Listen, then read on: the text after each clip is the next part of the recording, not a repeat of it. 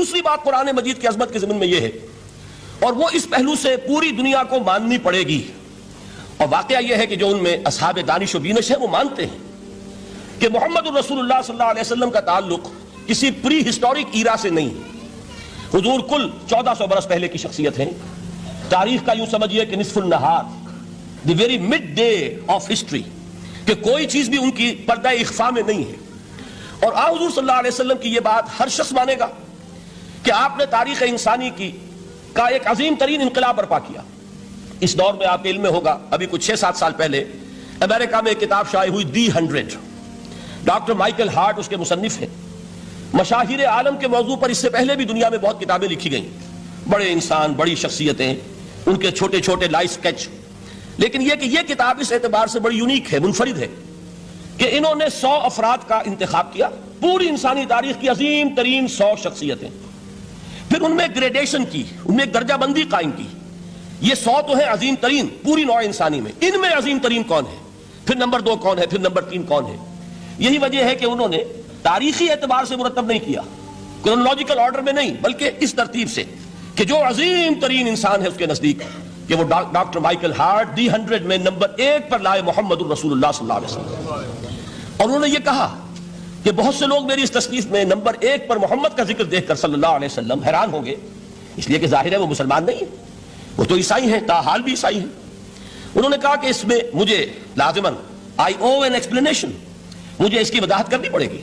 اور اس کی جو دلیل اس نے دی ہے وہ اس شخص کی ذہانت کی بہت بڑی عکاسی کرنے والی شے ہے۔ کہتے ہیں this is because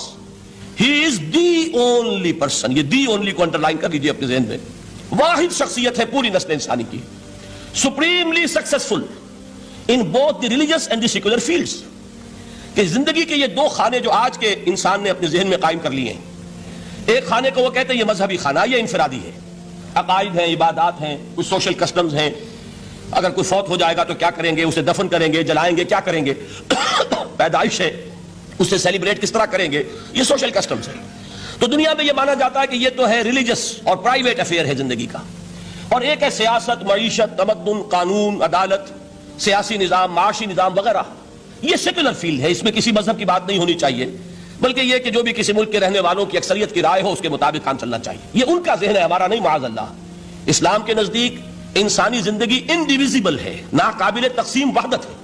یہ ایک آرگینک ہول ہے، حیاتیاتی اکائی ہے جس کو تقسیم نہیں کیا جا سکتا۔ لیکن جدید ذہن کا تصور یہی ہے۔ اس تصور کے پس منظر میں دیکھیے کہ جو سب سے بڑی تحسین ہو سکتی تھی اور جو سب سے زیادہ ٹریبیوٹ پیش کرنے کا انداز ہو سکتا تھا وہ شخص نے پیش کر دیا حضور کو، کہ دونوں میدانوں میں بیک وقت انتہائی کامیاب انسان پوری تاریخ میں صرف ایک ہے، اور وہ محمد ہے صلی اللہ علیہ وسلم۔ اس لیے کہ جتنی بڑی شخصیتیں اور نظر آتی ہیں وہ یک رخی ہیں، یا ادھر عظیم ہیں یا ادھر عظیم ہیں۔ جو ادھر عظمت کی حامل ہیں دین میں، مذہب میں، اخلاق میں، روحانیت میں، جیسے حضرت مسیح خود یا گوتم بدھ، ان کا سیاست میں اس میں کوئی دخل نہیں، کوئی انقلاب برپا نہیں کیا، کوئی نئی حکومت قائم نہیں کی، تو وہاں انہیں 0 دینا پڑتا ہے۔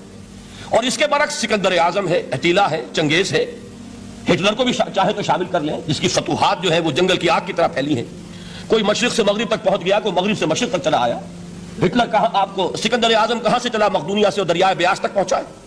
اور ادھر سے چنگیز ادھر سے گیا وہاں تک پہنچا ہے، اٹیلا جو ہے سینٹرل ایشیا سے اور یورپ کے میدانوں تک پہنچا ہے۔ لیکن مذہب اور اخلاق کے میدان میں انہیں صرف 0 دینے سے کام نہیں چلتا، کوئی مائنس ویلیو معین کرنی پڑتی ہے۔ یہ ہے دنیا کی عظیم ترین شخصیتوں کا حال۔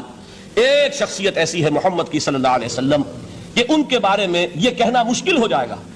کہ ان کی زیادہ عظمت جو ہے وہ مذہبی میدان میں ہے یا زیادہ عظمت جو ہے وہ سیاسی اور ملکی میدان میں ہے۔ ایک نئی تہذیب، ایک نیا تمدن، ایک نیا طرز حکومت، ایک نیا نظام معیشت، ایک نیا سماجی اور معاشرتی نظام، ایک نیا قانون فوجداری، ایک نیا قانون دیوانی، زندگی کے ہر اعتبار سے ایک انقلاب برپا کیا ہے۔ یہ ہے محمد الرسول اللہ کا وہ کارنامہ جس کو کہ غیر مسلم بھی تسلیم کرنے پر مجبور ہے۔ چنانچہ شاید آپ نے نام سنا ہو، ہندوستان نے جو بڑے بڑے انقلابی پیدا کیے اس صدی میں، ان میں ایک ایم این رائے، جو کمیونسٹ انٹرنیشنل، جو باسکو میں یوں سمجھیے کہ پوری دنیا میں اشتراکی تحریکوں کو کنٹرول کرنے والا ادارہ، یہ شخص اس کا بہت اہم کارکن رہا ہے، ایم این رائے۔ اس نے ایک کتاب لکھی، دی ہسٹوریکل رول آف اسلام، اور وہ تسلیم کرتا ہے کہ تاریخ انسانی میں عظیم ترین انقلاب وہ ہے جو محمد نے برپا کیا صلی اللہ علیہ وسلم۔ تو یہ چیز دوسری ہے کہ جس کو ماننا پڑتا ہے